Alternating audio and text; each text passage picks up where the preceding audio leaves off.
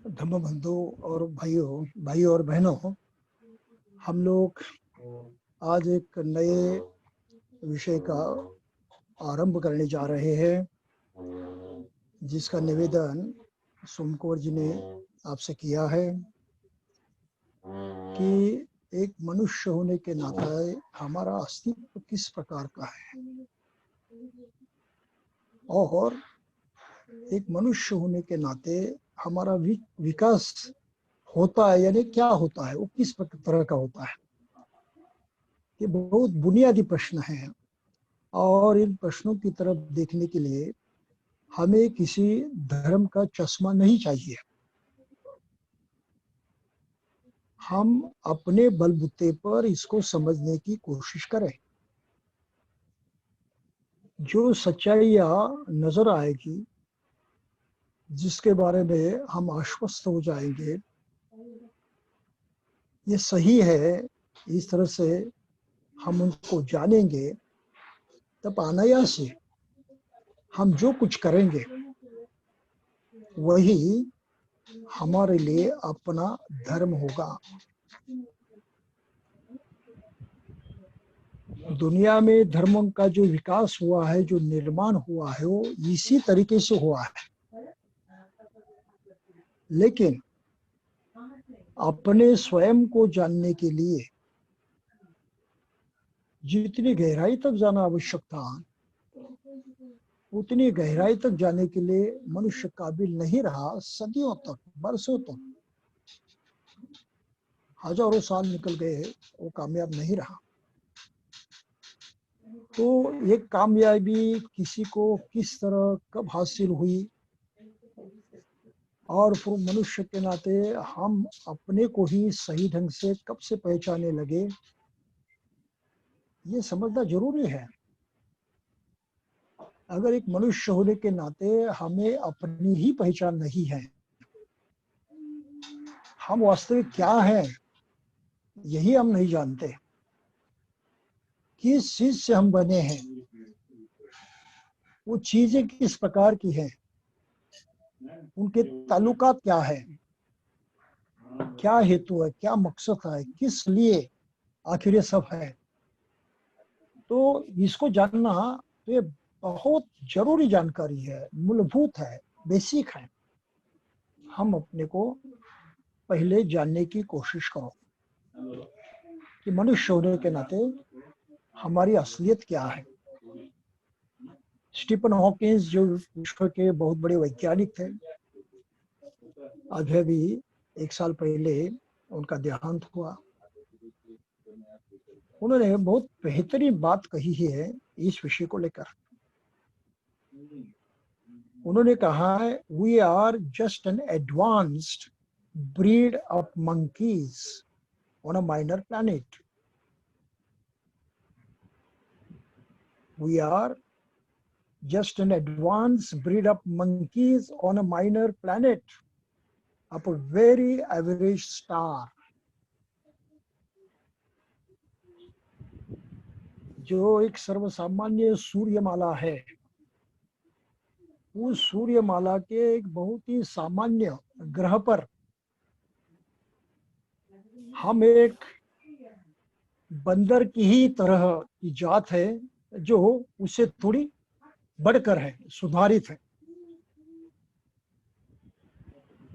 हमारी असलियत क्या है? हम बंदर की तरह सुधारित जाति हैं, एक सामान्य ग्रह पर, जो विश्व के ऐसे सूर्यमाला में है जो ही बिल्कुल सामान्य है। और इस सच्चाई को तो कबूल करना पड़ेगा। हम जिस दुनिया को जानते हैं, जिसे कहते हैं कि ये विश्व है, ये जगत है, हम इसको जानते हैं, उसमें तो हम ये सभी बातें देखते हैं। और अन्य वैज्ञानिकों ने ये भी साबित कर दिया, जैसे डार्विन है, उन्होंने उत्क्रांति का सिद्धांत जो है लोगों के सामने रखा, जो आज लगभग सभी वैज्ञानिक कबूल करते हैं, सभी मानव जाति ने उसको कबूल कर लिया है कि मनुष्य प्राणी एकाएक से निर्माण नहीं हुआ, वो उत्क्रांत हुआ है। धीरे धीरे छोटे प्राणी से सुधार होते होते होते बिल्कुल सुधर गया है, और इस अंतिम अवस्था में आए आया है, जिसको हम मानवीय जीवन कहते हैं, मानवीय शरीर कहते हैं। तो इन बातों को अभी आज कोई विरोध नहीं किया जा रहा है। जब आदमी समझने लगा, अपने जीने की कोशिश करने लगा, जीने में उनकी जो इच्छाएं थी, आकांक्षाएं थी, उनकी पूर्ति के लिए वो प्रयास करने लगा, तो नाना कल्पनाएं उसके मन में आई। यानी कल्पनाओं को लेकर वो अपने जीवन को उसमें बिठाने की कोशिश करने लगा, उसका फायदा उठाने की कोशिश करने लगा। तो इस तरह से मनुष्य कुछ ना कुछ करते रहा है। तो ये मनुष्य का अपना अस्तित्व है एक प्राणी के तौर पर। तो पहली बात जो हमें बिल्कुल ध्यान में रखनी चाहिए कि हम एक प्राणी वर्ग के प्राणी है।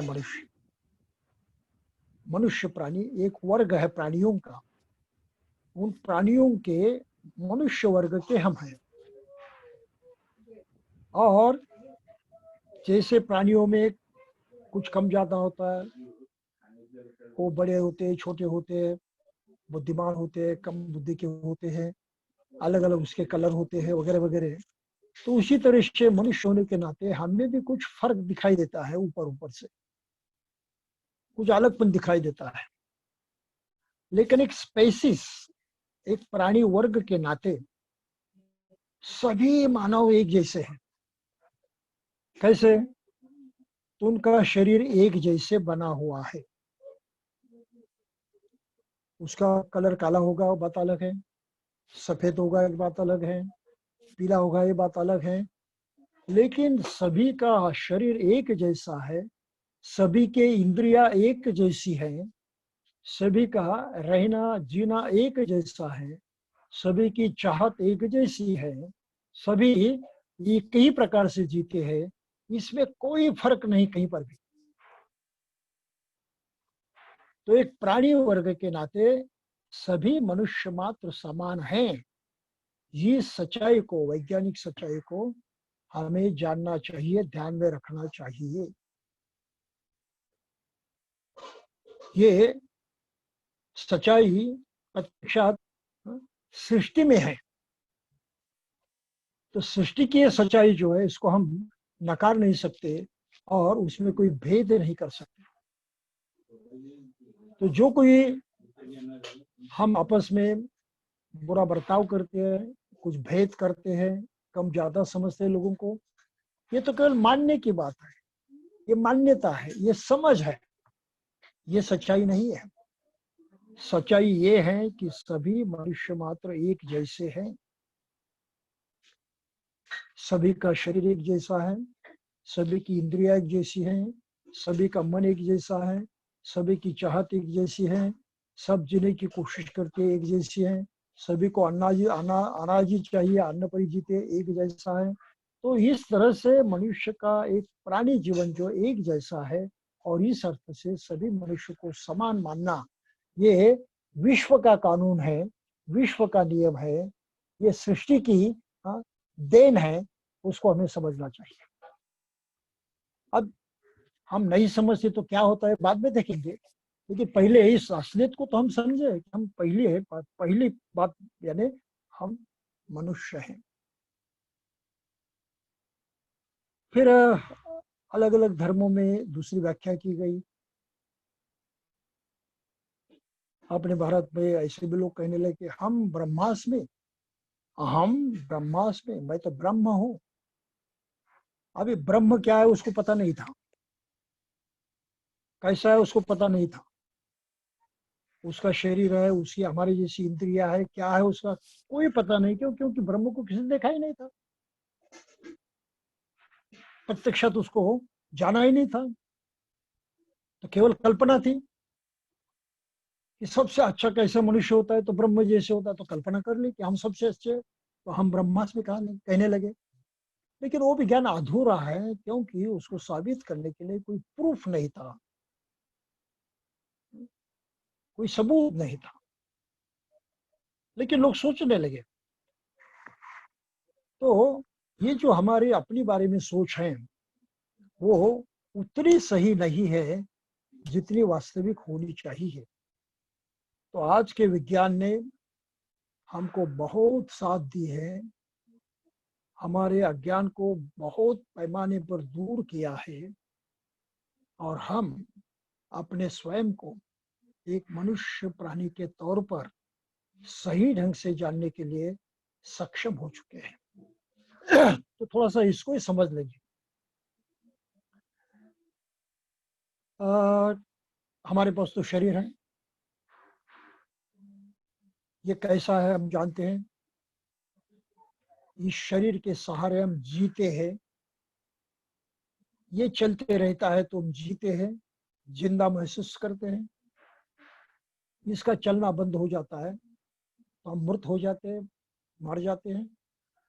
तो शरीर का ये चलन जो है, सतत उसका ये कारगर होना जो है, ये जिंदेपन का लक्षण है।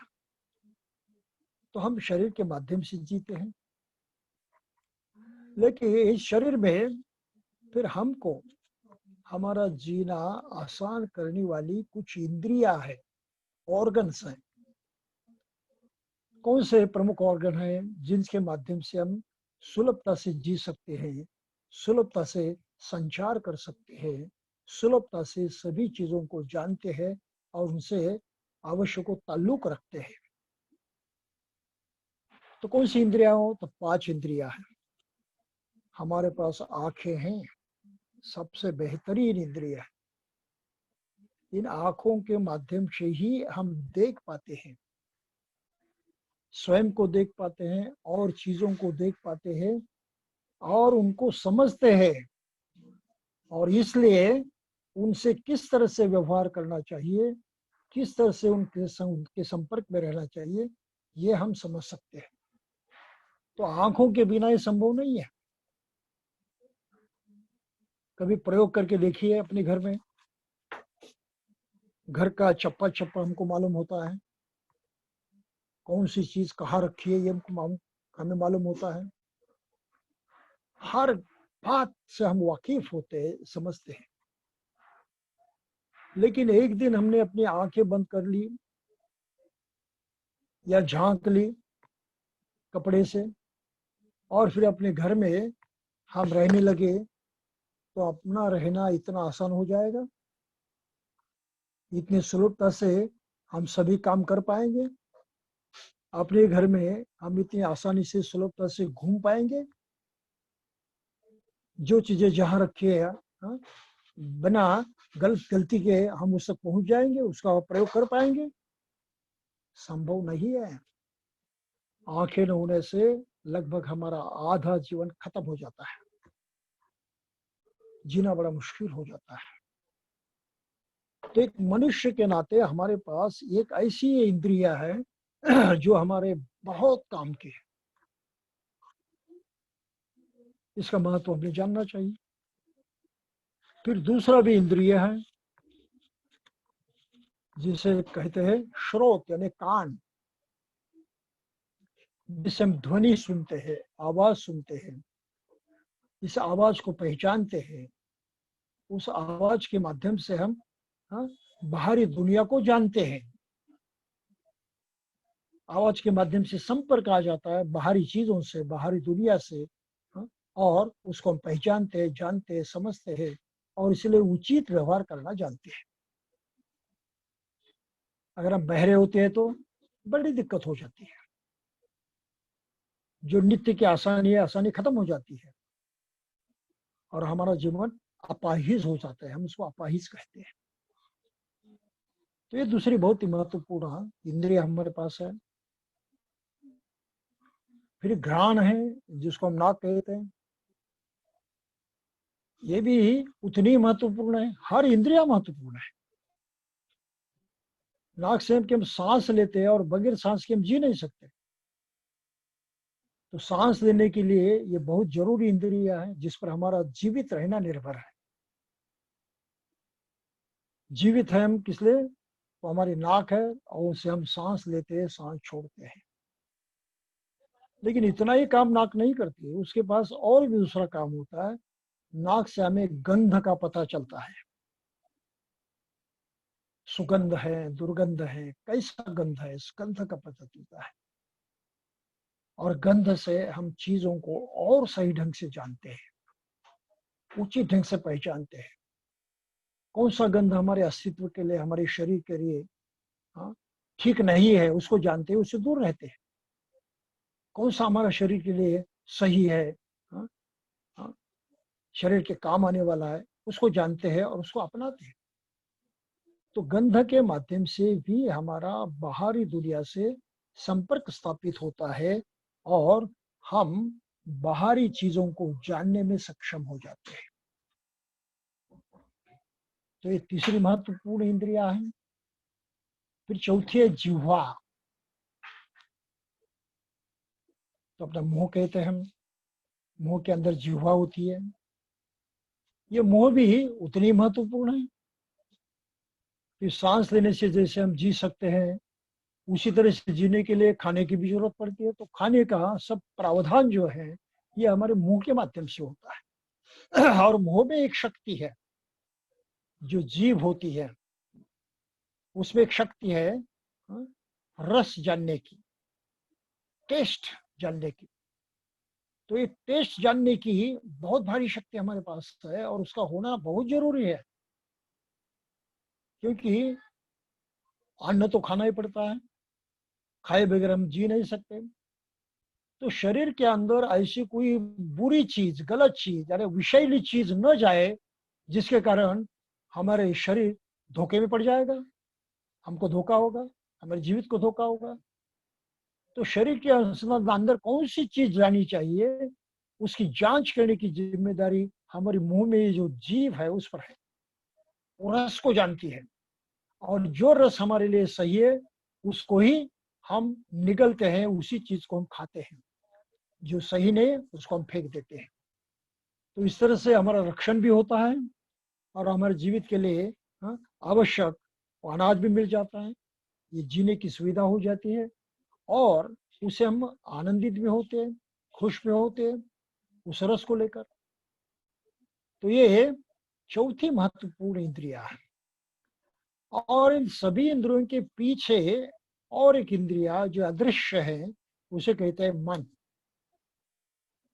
मन के सहारे ही ये सब पांचों इंद्रिया काम करती है। मन ही इनका इस्तेमाल करता है। मन के माध्यम से ही ये इंद्रिया अपना काम पूरा करती है। आंखें देखने का काम पूरा करती है, देखने के बाद वो कौन सी चीज है उसकी पहचान करने का काम मन करता है। और फिर मन हमको बताता है कि उस चीज को अपनाना है या उससे दूर भागना है। तो उस तरह से हम प्रत्यक्षात कर्म करते हैं, कृति करते हैं। तो आंखों का काम सिर्फ देखने का है, लेकिन बाकी जो पूरा काम है वो सब मन करता है। उसी तरह हमारे कानों का भी है, नाक का भी है, जीभ का भी है और त्वचा जो शरीर है हमारा, ये पांचवी इंद्रिया है। शरीर, त्वचा, स्किन, स्किन से स्पर्श का ज्ञान होता है, सुखदायी है, दुखदायी है, ठंडा है, गर्म है, जैसे भी हो स्पर्श का ज्ञान होता है। वैसे आंख है, कान है, नाक है, जीवा है, जीभ है और शरीर है, त्वचा है, ये पांच इंद्रिया है। और छठी इंद्रिया है मन। मन के सहारे सभी इंद्रिया काम करती है। तो ये हमारा वास्तविक जीवन है, ये हमारे जीवन की सच्चाई है। क्या पृथ्वी पर ऐसा कोई मनुष्य हमको दिखाई देता है जिसके पास ये पांच इंद्रियां नहीं होती और उनके बल पे वो अपना जीवन नहीं जीता? क्या हम इससे अधिक इंद्रिया किसी में होती है देखते हैं? इससे कम होती है फिर भी वो मनुष्य होता है, क्या देखते हैं? इन इंद्रियों का आकार जो है, उनका जो कार्य है अलग अलग ढंग से करता है, क्या देखते हैं? नहीं। तो विश्व की सच्चाई है जो प्रत्यक्षात हम अनुभव करते हैं, इसको नकारा नहीं जा सकता, उसको झूठ नहीं कहा जा सकता। सभी मनुष्य के लिए एक समान अस्तित्व का ये दर्शन है, ये वास्तविकता है। तो हम किसी को ऊंचा भी नहीं कह सकते, नीचा भी नहीं कह सकते, अच्छा भी नहीं कह सकते, बुरा भी नहीं कह सकते। ये सब बर्ताव से निर्माण होने वाले गुण हैं। ये नेचुरल, निसर्गदत्त सच्चाई नहीं है। तो इस बात को हमें पहले ध्यान में रखना चाहिए। तो मनुष्य में जो कुछ बाहरी भेद दिखाई देते हैं, फर्क दिखाई देते हैं, ये फर्क केवल समझने के फर्क हैं, ऊपर ऊपर के फर्क हैं, ये वास्तविक फर्क नहीं है। और इन ऊपरी फर्कों को लेकर किसी भी आदमी की कोई कीमत नहीं की जा सकती, उसकी योग्यता पहचानी नहीं जा सकती, और उसको श्रेष्ठ या कनिष्ठ नहीं माना जा सकता। ये सच्चाई को हमको इस तरह से जानना जरूरी है। तो ये अपनी पहचान है, अपने स्वयं की पहचान है। हर आदमी का अस्तित्व बस इसके सिवा तो और हो नहीं सकता। तो इसको ही कहा है शरीर और मन। इसको कहा है शरीर और मन। और फिर ये 6 इंद्रियां खास ढंग से काम करती है। कैसा ढंग होता है उनका? तो आंखें कैमरा जैसा काम करती हैं। आंख कैमरा है, उसके अंदर बाहर की किरण आ जाते हैं उन वस्तु से पलटे हुए, और फिर अंदर जाते हैं। तो बाहरी काम जो आंख का खत्म हो गया। अब एक किरण जब अंदर जाते हैं तो मन का काम शुरू होता है। ये अलग प्रक्रिया शुरू होती है। मन उस प्रतिमा को समझता है, पहचानता है, और उसको पाना है या छोड़ देना है, ये ठहराता है। और ठहराने के बाद हम प्रत्यक्षात काम करते, तो आज्ञा मन हमको देता है कि ऐसा करो। तो आंख इंद्रिया बाहर से काम करती है, अंदर से दूसरा काम करती है। जरा उसको समझ लीजिए। आंख का बाहरी कार्य जो है वो अलग है, और अंदरूनी कार्य जो है अलग है। वही कान के बारे में है। कान तो बाहर की आवाज तो ग्रहण करती है, लेकिन आवाज एक बार शरीर के अंदर गई कि मन काम करता है और उसको आगे बढ़ाता है, आवाज की पहचान कराता है, उसका स्वरूप जानता है, वो चाहने वाली चीज है या नहीं चाहने वाली, इसका निर्णय करता है। और फिर हमारे शरीर को आज्ञा देता है कि उसको स्वीकार करे या नकार दे। तो हम उस तरह से व्यवहार करते हैं। तो अंदर का काम सब मन करता है, और वो सबसे महत्वपूर्ण और सबसे बड़ा काम है। वैसे नाक का है। बाहर से गंध तो नाक में अंदर आ जाती है, बस नाक का काम खत्म हो गया वहां पर।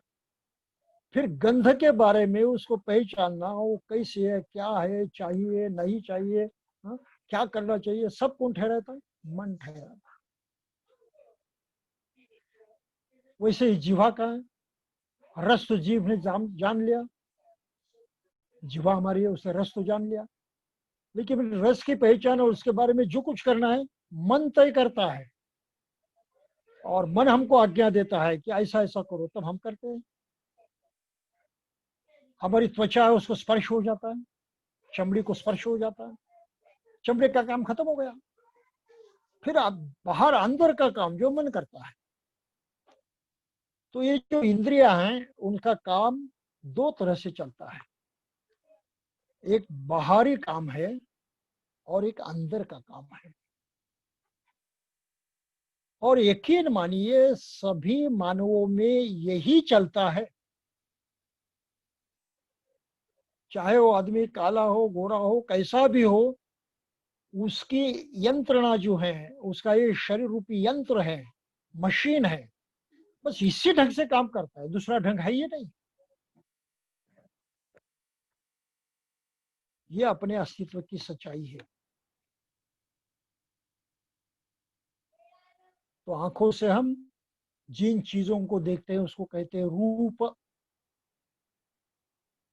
उनका आकार होता है, एक रूप होता है। तो आंखों का संबंध आता है रूपों से। फिर जो कान है उनका शब्द संबंध आता है शब्द से। आवाज शब्द है, सुर है। तो सुर और शब्द से कान का संपर्क आ जाता है। फिर नाक का संबंध आता है गंध से। बाहरी वातावरण में जो गंध होती है, सुगंध से नाक नाक के माध्यम से संबंध आ जाता है। फिर अपनी जिह्वा होती है, तो उसके माध्यम से रस से संबंध आ जाता है।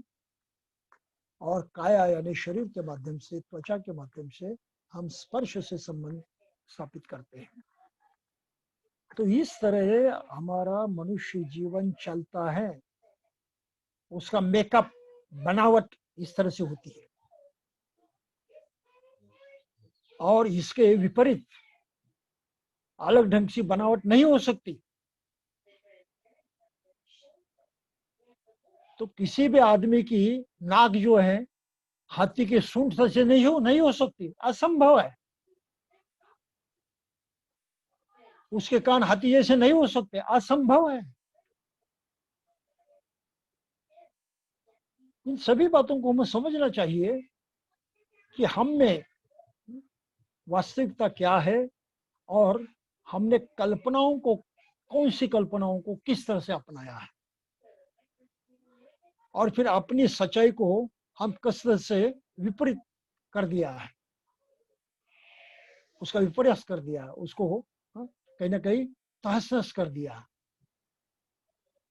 तो बगैर इस सच्चाई को जाने हम आगे का कुछ देख नहीं सकते। तो जैसे कि लोग कहते हैं भारत में, और ये कहना जरूरी है इसलिए मैं कहता हूं कि यहाँ जातिवाद है। जातिवाद के तहत लोग कहते हैं कि ब्राह्मण जो है मुंह से पैदा हुए इसलिए वो महान है। लेकिन विज्ञान हमको कहता है कि कोई मनुष्य प्राणी मुंह से पैदा नहीं होता।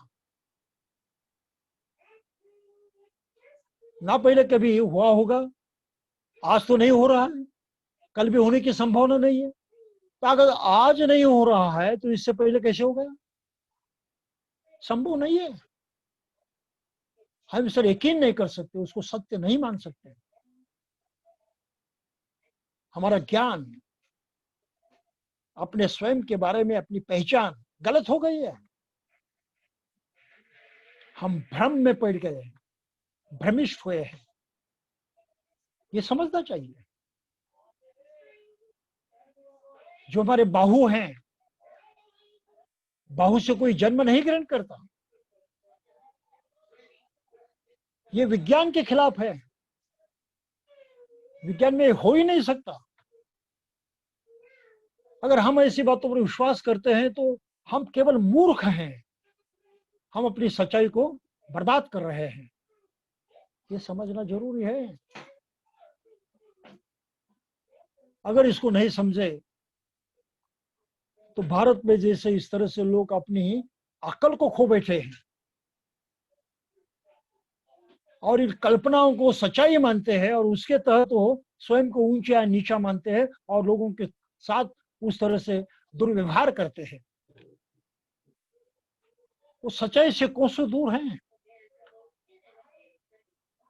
अपनी पहचान को उन्होंने धुंधला कर दिया है, विपर्यस्त कर दिया है, तहस नहस कर दिया है।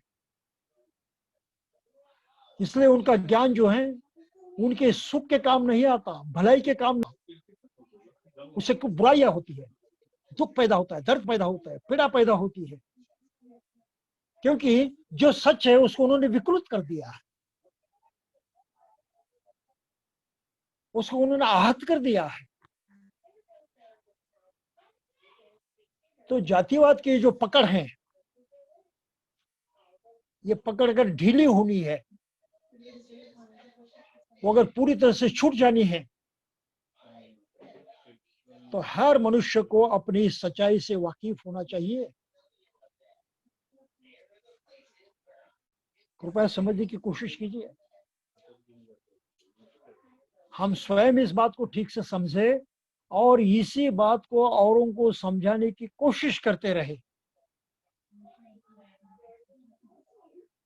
वो जो विकृति उनमें फैली हुई है, उस विकृति को कमजोर करने की कोशिश करते रहे, तब कहीं सुधार संभव है और जातिवाद से निपटना संभव है, वरना जातिवाद छोड़ेगा नहीं। हम देखते हैं कि भारत में इतनी पढ़ाई लिखाई बढ़ गई है, नॉलेज बढ़ गया है, साइंस भी बहुत बढ़ गया है, मानव जाति इतनी एडवांस हो गई है, इतनी आगे बढ़ चुकी है। हम भी उस मानव जाति के साथ ही है, कहीं पीछे नहीं है। और फिर भी हम ऐसी मान्यताओं को सही समझकर, सत्य मानकर चिपके बैठे हैं। और ये चिपकना हमारी हानि करता है, हमारा नुकसान करता है, हमें धोखा देता है, हमारे जीवन से बुरा खेल करता है। तो इस तरह से हमारी आंखें खुलनी चाहिए, औरों की आंखें खुलनी चाहिए। और उन आंखों को खोलने के लिए ये अपने सही अस्तित्व की पहचान करना जरूरी है। ये पहचान नहीं हुई तो मुश्किल है। स्टीफन हॉकिंस, जिनके बारे में मैंने पहले कहा, उन्होंने और एक दूसरी बहुत अच्छी बात कही है। हम जिसे ज्ञान कहते हैं, नॉलेज कहते हैं, वो सही कौन सा और गलत कौन सा, इसके बारे में उन्होंने कहा।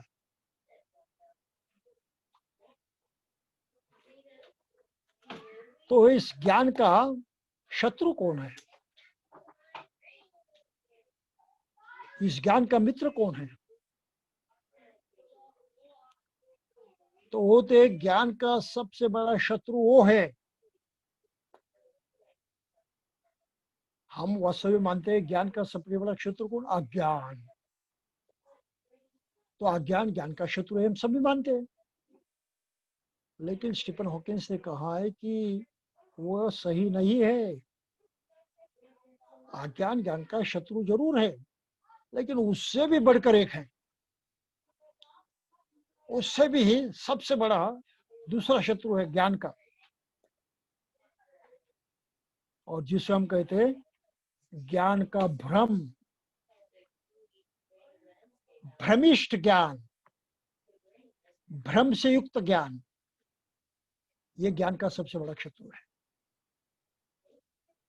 तो ये भ्रम जो है, ये बाहरी मान्यताओं से, कल्पनाओं से बनते हैं। जैसे हमने पहले कहा कि ब्राह्मण कहते हैं मुंह से पैदा हो गए, भ्रम है, सच्चाई नहीं है वो। और इस भ्रम के ज्ञान को हमने सही ज्ञान माना, तो भ्रम ही ज्ञान का शत्रु हो गया,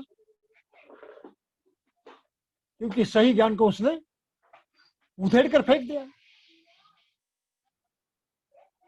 तो इस तरह से जो कल्पनाएं हम करते हैं, जिनका कोई सबूत नहीं होता, जिनका कोई आधार नहीं होता, जिनके पीछे सच्चाई नहीं होती, और जिस सच्चाई के बारे में हम कुछ जानते नहीं, ऐसी कल्पनाओं को जब हम सही मानते हैं, उसको ज्ञान समझते हैं, तो वही मानना, ये भ्रम ही हमारे ज्ञान का सबसे बड़ा शत्रु है, एनिमी। और भारत में यह हो रहा है कि भ्रम को लोग ज्ञान मानते हैं। भ्रम तो शत्रु है ज्ञान का सबसे बड़ा, तो ज्ञान के शत्रु को ही यहाँ के लोग ज्ञान मानते हैं। ये तो अज्ञान से भी बढ़कर हो गई बात। अज्ञान के माने सिर्फ इतना होता है कि हमको उसकी जानकारी नहीं होती, जानकारी का न होना, इतना, इसको अज्ञान कहते हैं। जैसे ही जानकारी हो जाती है तो ज्ञान पैदा हो जाता है, अज्ञान नष्ट हो जाता है। लेकिन भ्रम की कभी जानकारी हो ही नहीं सकती, भ्रम कहीं सही साबित हो ही नहीं सकता। भ्रम के सच्चाई का कोई एहसास हो ही नहीं सकता। तो भ्रम से निपटना मुश्किल हो जाता है, इसलिए भ्रम ज्ञान का सबसे बड़ा शत्रु बन जाता है।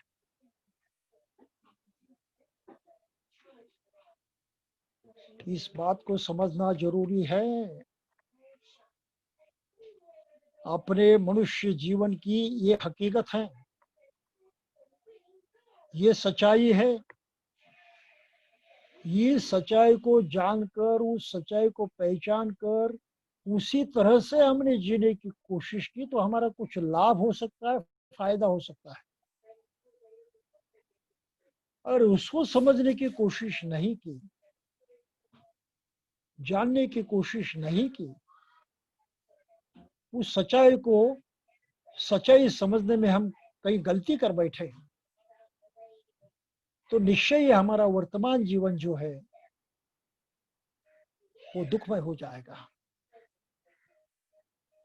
उसमें बुराइयां पैदा होगी, हमारा घात हो जाएगा, हम दुख में फंस जाएंगे। और यही हो रहा है दुनिया में, बस यही हो रहा है। तो हम विज्ञान के युग में जीते हैं, तो इस विज्ञान के माध्यम से हमें अपनी पहचान कराना जरूरी है। इसको ज्ञान कहते हैं।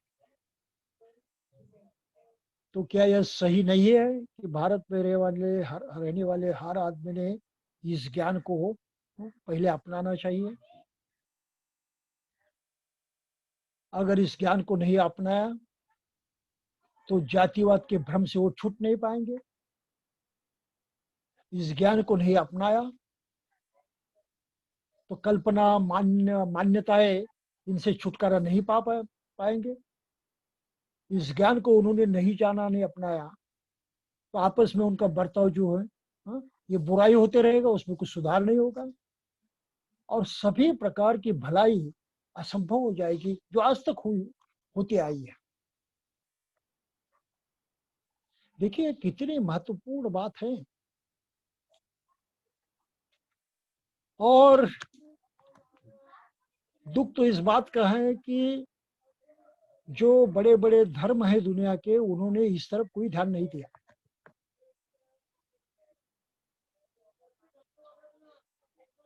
ये कहना चाहता हूं मैं, इस अर्थ से ध्यान नहीं दिया कि उन्होंने मनुष्य को अपनी पहचान कराने में कोई योगदान नहीं दिया, कोई मदद नहीं की।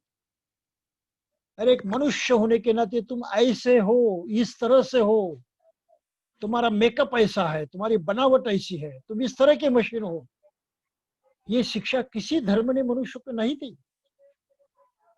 स्वयं को पहचानने का कोई तरीका नहीं बताया, कोई ज्ञान नहीं दिया। अनेकों धर्मों में ये कमजोरी रही है, तो ये भी हमको समझना चाहिए, इस ओर भी ध्यान देना चाहिए।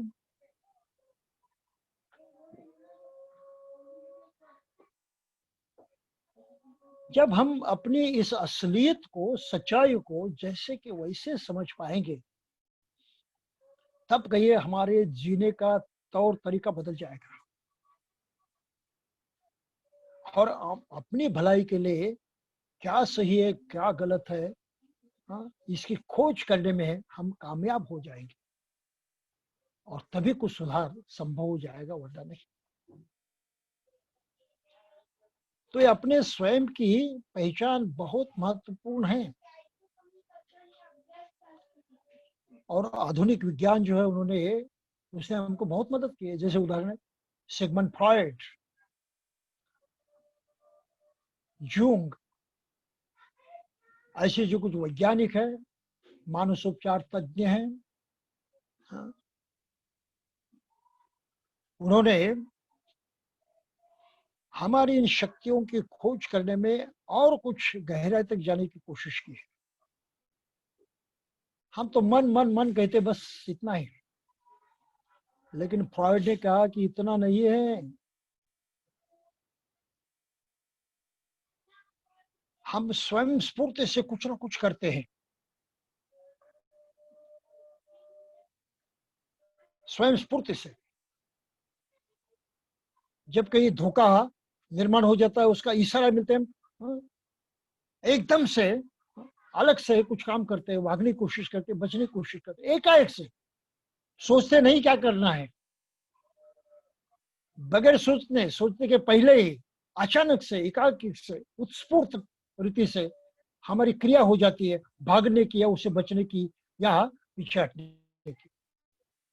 उसको इंग्लिश में इंस्टिंक्ट कहते हैं, स्वयं प्रेरणा है। तो फ्रॉइड ने कहा कि मन में सबसे बड़ी ताकत है स्वयं प्रेरणा, और मन के अंदर है कहीं वो, उसको कहते हो अचेतन मन है। हम जिस मन से जुड़े हुए हैं, जिसको जानते हैं, वो तो चेतन मन है। ये जानते हैं, हाँ हमारे पास मन है, हाँ मेरा मन है, मैं मन को जानता हूँ, हाँ मेरे मन से करता हूँ, मन की मानता हूँ। यहाँ तक तो सही ठीक है। यहाँ तक जिस मन को हम जानते हैं वो ऊपर ऊपर का मन है, सर्वसामान्य मन है वो। लेकिन फ्रॉइड ने कहा कि उसके भी अंदर है मन, जो एकाएक से हमको उत्स्फूर्त रूप से कुछ करने के लिए बाध्य करता है। उसको इम्पल्स कहते हैं या इंस्टिंक्ट कहते हैं, और वो मन के अंदर है, उसको हम नहीं जानते, इसलिए हमारी दृष्टि जो अचेतन है, अनकॉन्शियस मन है, हमें उसकी जानकारी नहीं है, पता नहीं है। और फिर जिस मन को जानते हैं हम उसको क्या कहते हैं, उसने कहा फ्रॉइड ने कि इसको तो हम कहते हैं मैं, अहम, मेरा। अरे मैं वे जो करते रहते हैं हम, उस मन से हम वाकिफ है, उसको ही जानते हैं। यही मन सोचता है, समझता है, कुछ करता है, करने की राह दिखाता है, इसी मन को जानते हैं। और इसको ही दूसरे भाषा में हम क्या कहते हैं, अहम, यानी हमारा ईगो है, हमारा अहंकार है। तो अहंकार युक्त मन को ही हम जानते हैं, उसके बगैर मन की दूसरी किसी स्थिति को, सच्चाई को हम नहीं जानते। मैं तो हमेशा करते रहते हैं, बस इतना ही मन हमको मालूम है। फ्रॉइड ने कहा उसके अंदर भी मन छिपा हुआ है, उसको अनकॉन्शियस कहते हैं, तुम्हें पता नहीं है। और फिर फ्रॉइड ने और भी कहा कि इस अनकॉन्शियस में भी और भी नीचे मन छिपा हुआ है, जिसको सुपर ईगो कहा है। सुपर ईगो यानी बेहतरीन मैं, बेहतरीन मैं है। मैं तो हूं, लेकिन इससे भी बेहतरीन मैं हूं। तो बेहतरीन किस अर्थ से है? क्यों उसने कहा बेहतरीन है, सुपर ईगो है? इसलिए कहा कि हमारे मन में ऐसी भी शक्ति है जो बहुत ऊंची सोच रखती है, ऊंचे आदर्शों को निर्माण करती है, बहुत ऊंची, बहुत अच्छी बातों को सोचती है, कल्पना करती है वो शक्ति, और उस पर अमल करने के लिए हमको बाध्य करती है, हमको प्रेरित करती है।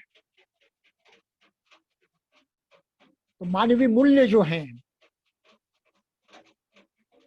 मानवीय नैतिक आचरण जो हैं, मानवीय सदाचार जिसे हम कहते हैं, सद्गुण जिसे कहते हैं, ये सब मन की उपज है। मन ने उनको निर्माण करना किया है अपने बलबूते पर, और ये अपने अंदर के मन के काम है। इस अंदर के मन को फ्रॉइड ने कहा ये सुपर ईगो है, बेहतरीन मन है। तो इतनी गहराई तक अपने मन को जानने के लिए आधुनिक जो वैज्ञानिक है उन्होंने कितना काम किया है, कितना योगदान दिया है, इसको भी हमें समझना चाहिए। और अपने बारे में इतनी सभी चीजों को जानने के बाद हम सही में अपने जीवन का उपयोग कैसे करें, उसको किस तरह से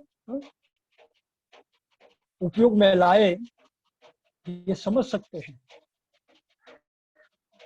और जो इन सच्चाई से परे हैं, ऐसी सभी चीजें जो कल्पना मात्र हैं, उनको हम बाजू में छोड़ सकते हैं। क्या ये समझना कठिन है कि जातिवाद के कारण बहुत दुख पैदा होता है? क्या जातिवाद को मानने वाला आदमी ही ये कह सकता है कि नहीं ऐसा नहीं, जातिवाद से सुख पैदा हो सकता है? नहीं कहता। मन ही मन वो ही जानता है कि जातिवाद तो दुख पैदा करता है। जैसे ही कोई दूसरा आदमी मुझे जाति की नजर से देखता है और उस तरह से मुझे हाँ, हाँ, व्यवहार करने के लिए बाध्य करता है, बस दुख ही दुख पैदा होता है। और मैं भी किसी को जाति की नजर से देखता हूँ और उस तरह से उसको हाँ, बर्ताव करने की एक कोशिश करता हूँ, दबाव डालता हूँ, तो दुख ही दुख पैदा होता है। तो जाति में विश्वास करने वाले हर आदमी को ये पता है कि इससे दुख पैदा होता है।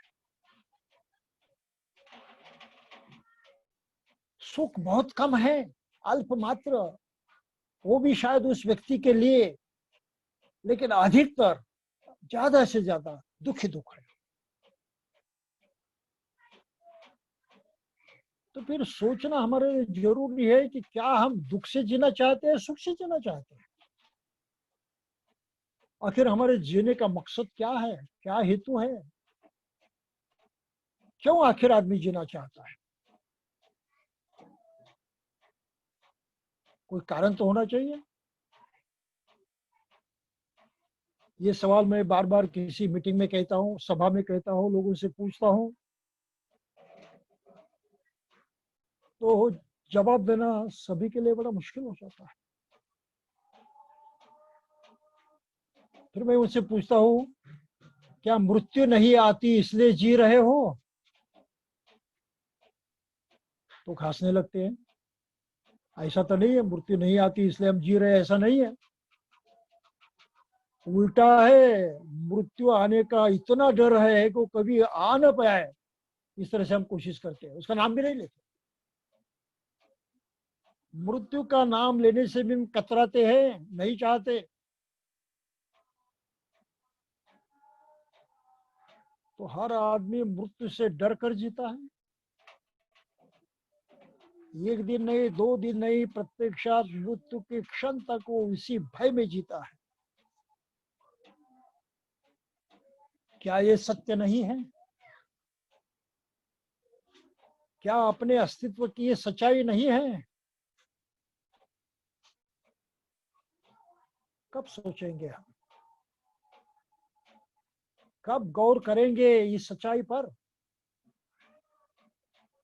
और गौर करना इसलिए जरूरी है कि हम अपने जीवन का कुछ दूसरा मकसद है, उसको पाना है,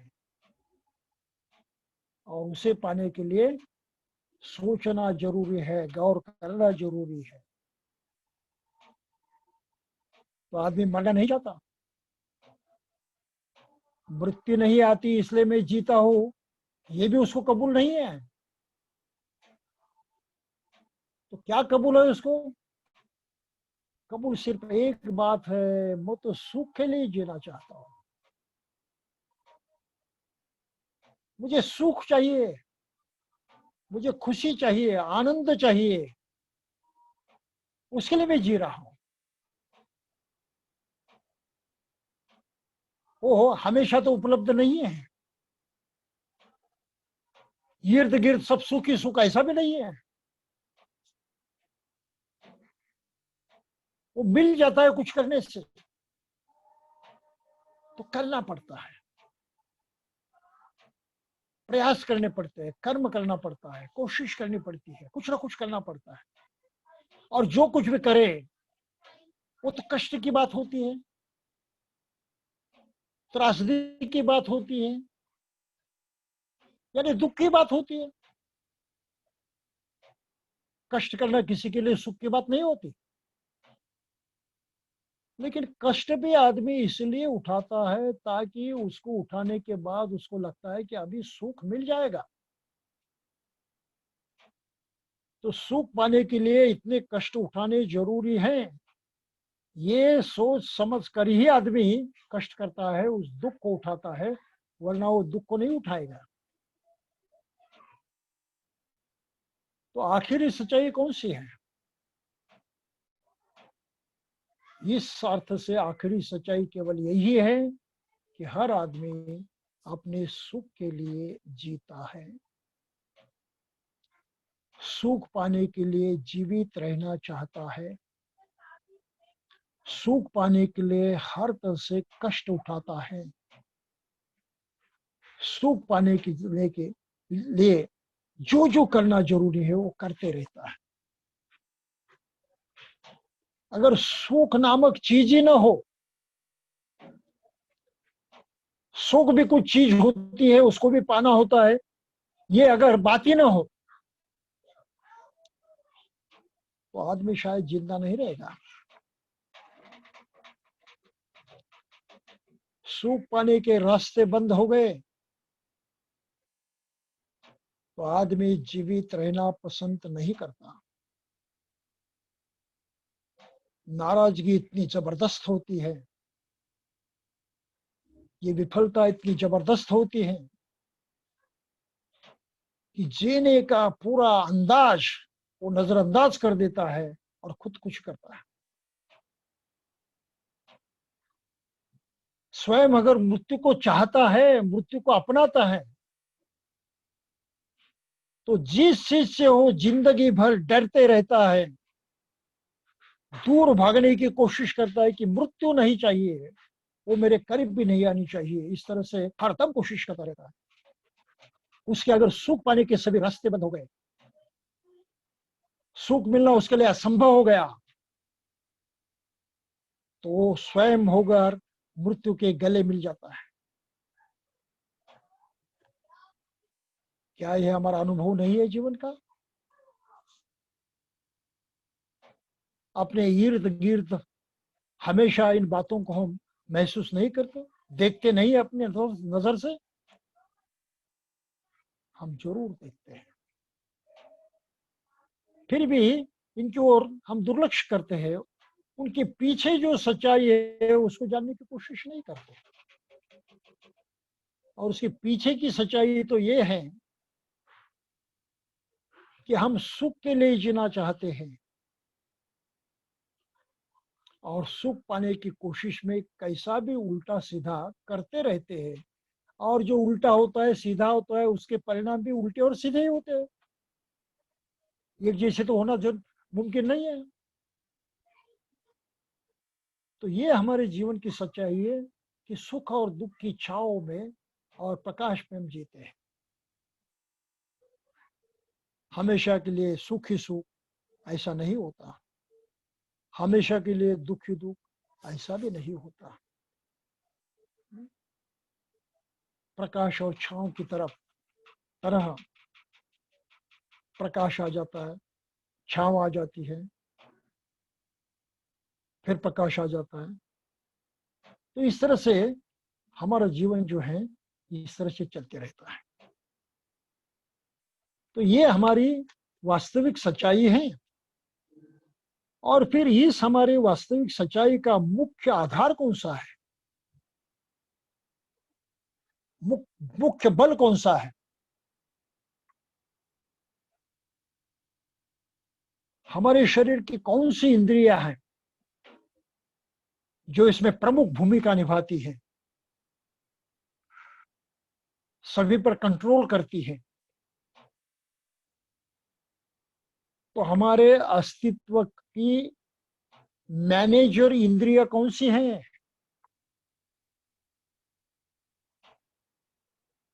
ये भी सोचना चाहिए, ये भी देखना चाहिए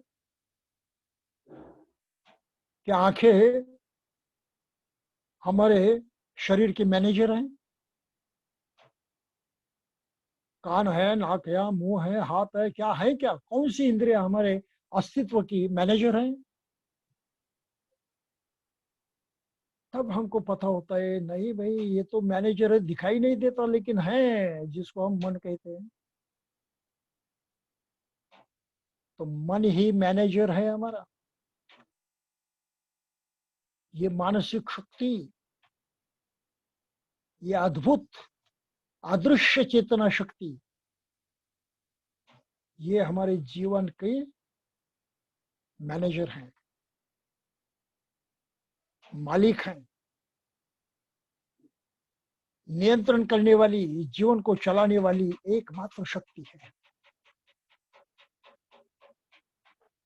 तो क्या हमें हमारे मन की शक्ति को जानना जरूरी नहीं है? उसकी असलियत को पहचाना जरूरी नहीं है?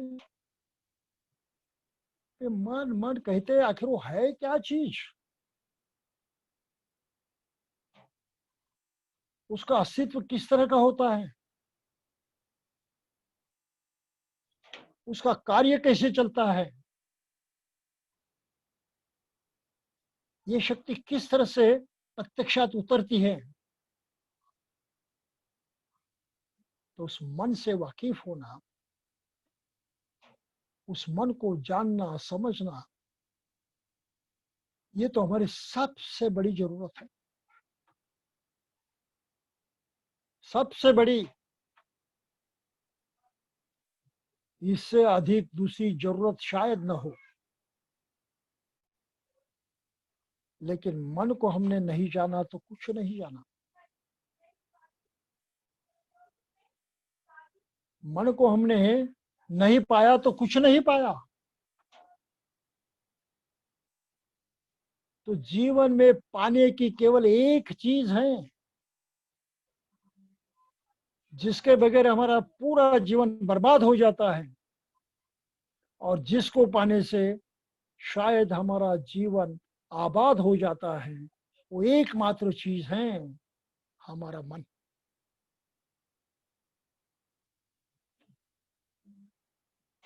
लेकिन इस मन को भी जानने में हम पीछे रहते हैं। हम मानकर चलते हैं, हाँ मेरा मन है, मेरे पास मन है, मानकर चलते हैं।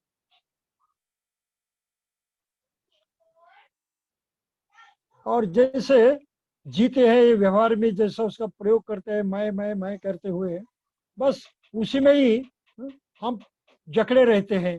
उसके बगैर मन की असलियत को जानने की कोई कोशिश नहीं करते। ये हर मनुष्य की सबसे बड़ी दुर्बलता मानी गई है, सबसे बड़ी दुर्बलता, कि मन रूपी सबसे बड़ी इंद्रिया उसके पास होते हुए भी, अपने खुद की वो इंद्रिया होते हुए भी, उसको पहचानने की ताकत मनुष्य बढ़ाता नहीं, कोशिश करता नहीं। ये सबसे बड़ा अज्ञान है। और इस अज्ञान के कारण बहुत सारी बुराइयां आदमी को झेलनी पड़ती है, सहनी पड़ती है। और इस शक्ति को सही ढंग से कैसे इस्तेमाल करना है, ताकि उसका सही प्रयोग हो जाए, और उस सही होने से हमारे जीवन में कुछ सही हो जाए, इस आशा से इस मन को सही ढंग से जानने की कोशिश लोग करते ही नहीं। मैं यहां तक जितना वो मन को जानते हैं, बस वहीं तक सीमित रहते हैं।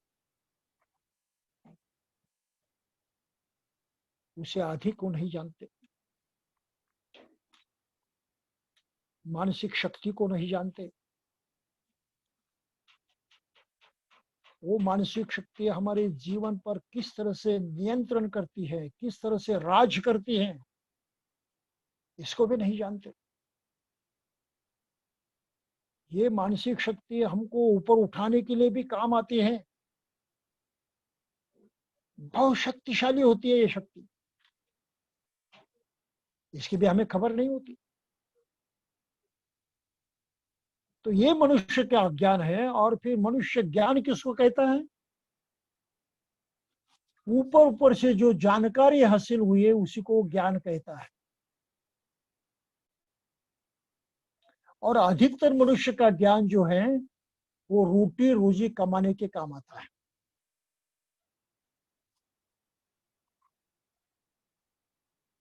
तो टेक्निकल नॉलेज उसको लोग ज्ञान कहते हैं। वो ज्ञान है, जरूर ज्ञान है,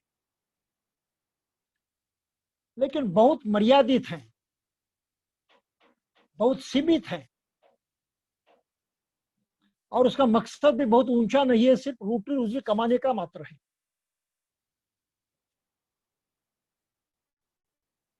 तो इससे ऊंचा जो ज्ञान है, जिसको मन की शक्ति को जानने का ज्ञान कहा गया है,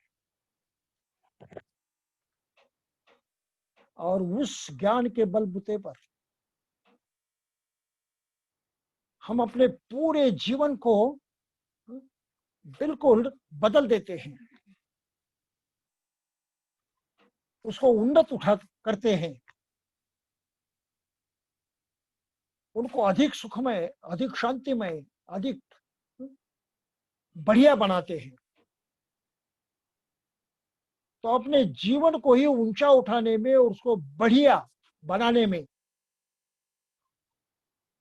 जो ज्ञान काम आता है वो मन की शक्ति का ज्ञान है। और इस मन की शक्ति के ज्ञान के पीछे हम लोग कभी लगते नहीं। बहुत बार तो ऐसे होता है कि हम उसकी परवाह भी नहीं करते। तो पहले मन के लक्षण तो देखें कि भाई मन मन कहते हैं हम उसको, है क्या? वो तो प्रत्यक्षात देखने लायक चीज नहीं है,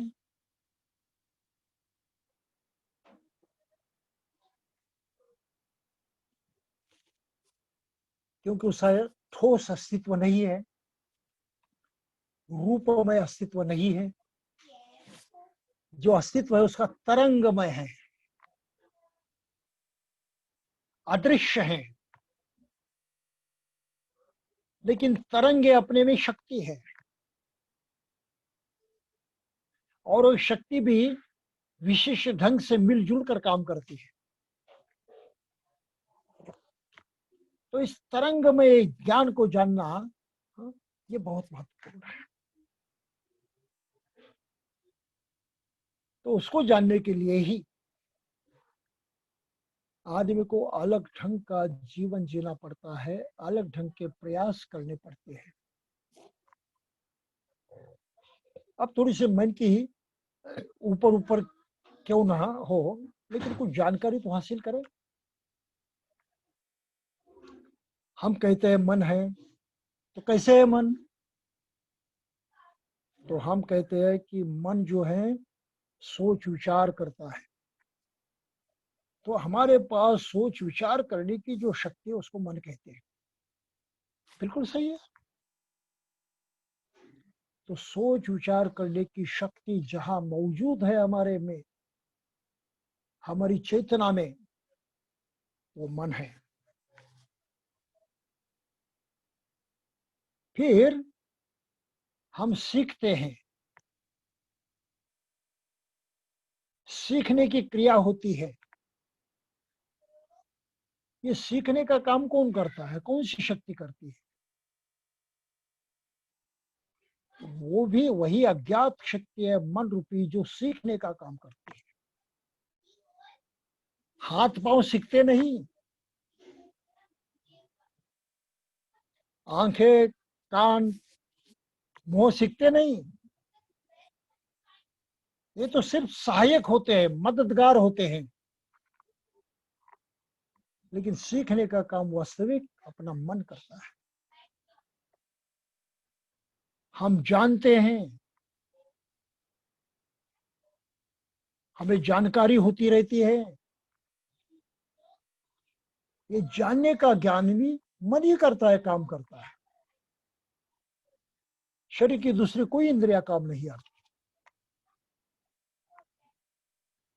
फिर हम याद करते हैं, अनेक चीजों को, बातों को याद करने का काम ये मन के माध्यम से होता है। शरीर में ऐसा कोई स्टोर हाउस नहीं है, पॉकेट नहीं है, इंद्रिया नहीं है कि वहां जाकर ये सब ज्ञान रखा जाता है। कोई कोठी नहीं है। ये मन का ही काम है, ये प्रक्रिया है, आदर्श रूप से चलती है, तरंगमय है। फिर हम याद करते हैं, हमको स्मरण हो जाता है। तो स्मरण होने का काम भी इस मन के माध्यम से होता है। फिर हम नाना प्रकार से कल्पनाएं करते हैं, कल्पनाएं लड़ाते हैं। तो कल्पना करने की शक्ति, जो ताकत है, वो भी इस मन का ही काम है, इस मन की ही वो शक्ति है।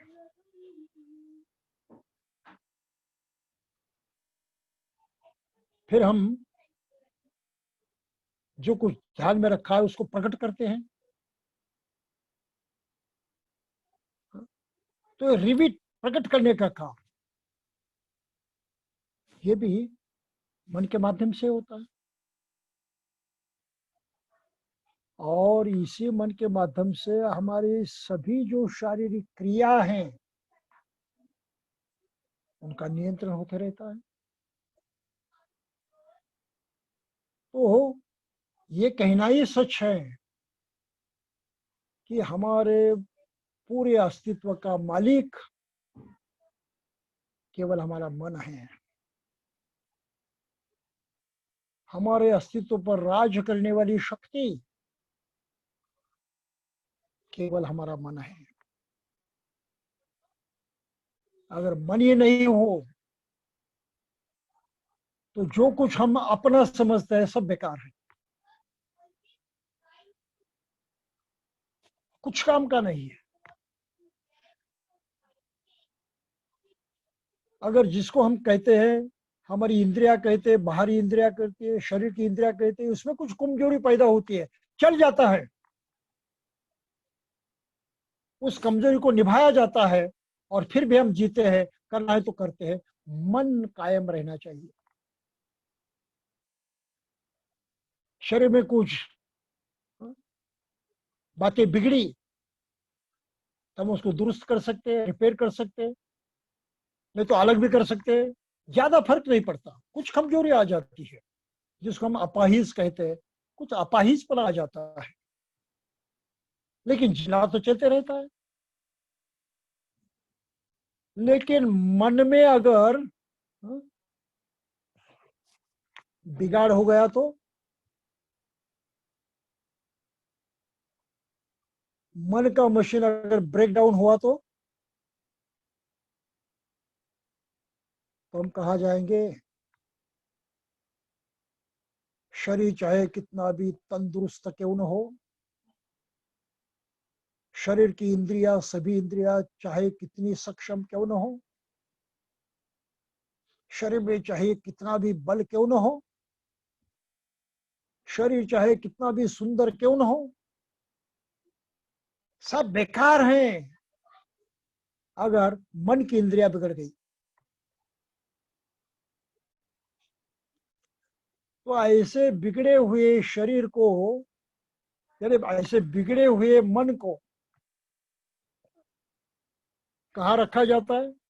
शरीर के साथ उसको मेंटल हॉस्पिटल में रखा जाता है, दूसरी जगह नहीं है।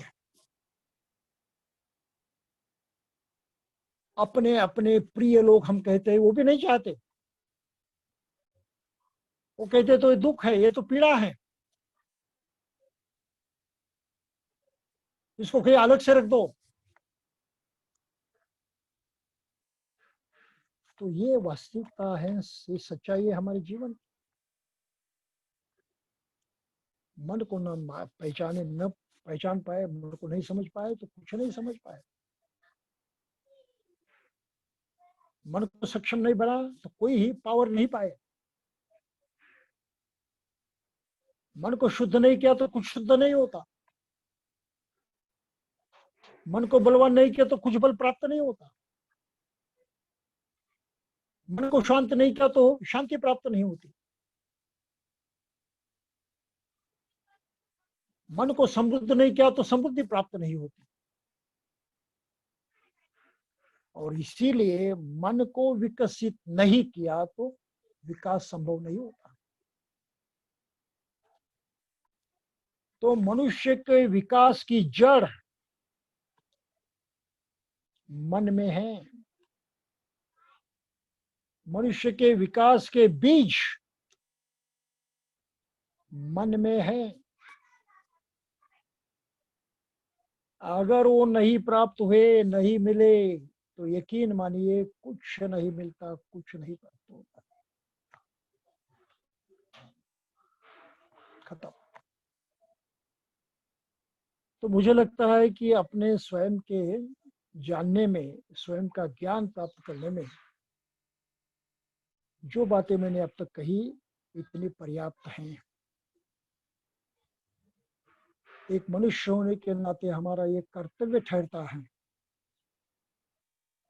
कि इन्हीं बातों को हम अपने पास आने वाले, रहने वाले, संपर्क में होने वाले सभी लोगों को सिखाने की कोशिश करें। इस सच्चाई को उनको दर्शन कराने की कोशिश करें। अगर ये कोशिश हमने सही ढंग से की तो निश्चय ही उसमें हम अपनी भी भलाई करेंगे और औरों की भलाई करने के भी काम आएंगे।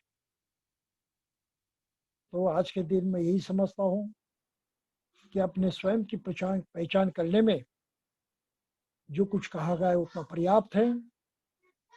इससे आगे चलकर हमको और भी समझना है और भी जानना है, क्योंकि केवल अपने स्वयं को जानने से काम नहीं चलता कि हम स्वयं भी और कहीं पर हैं, किसी वातावरण में, किसी जगह है। तो उस वातावरण को, उस जगह को हमने नहीं जाना और उसके तहत हमारी इंटरेक्शन होती है, कार्य कारण भाव चलता है, संबंध होते हैं। बगैर उस संबंध के हमारा जीना असंभव हो जाता है। तो हम अपने को भी जानकर भी कुछ फायदा नहीं होगा। तो आगे हम ये देखने की कोशिश करेंगे कि हमने स्वयं को जैसे जाना वैसे हमारे आसपास का वातावरण कैसे है, कौन सी स्थिति है, उसको भी जानने की कोशिश करें। लेकिन ये काम हमें अगले सप्ताह तक रोकना पड़ेगा। तो इस पर हम बात करेंगे अगले आने वाले संडे को। तब तक के लिए हम यहीं पर समाप्त करेंगे। जय भीम। साधु साधु साधु। मनुष्यता के क्या मायने हैं, यानी मानव जीवन का क्या अर्थ है, मनुष्य जीवन और जो पशु जीवन है उसमें क्या फर्क है, और साथ में मन की शक्ति का क्या, कैसा उपयोग होना चाहिए, उसमें कितना पावर है, उसमें कितनी शक्ति होती है मन की। जैसे बाबा साहब का एक बहुत ही प्रसिद्ध कोट है कि cultivation of mind should be the ultimate aim of human existence. भंते जी ने इसी विषय पर आज की पूरी अपने देश का बहुत ही गहराई से उसका विश्लेषण किया, मन की शक्ति का। बहुत बहुत साधुवाद भंते जी, आपने जो समय निकालकर आप इस कार्यक्रम में आप समय दे रहे हैं हमको। हम उपकृत हैं आपके, बहुत ऋणी हैं आपके कि आपने इतने अच्छे, इतना जटिल जो विषय है, गहन विषय है, उसके ऊपर इतने सरल शब्दों में ये आपने समझाने की कोशिश की है।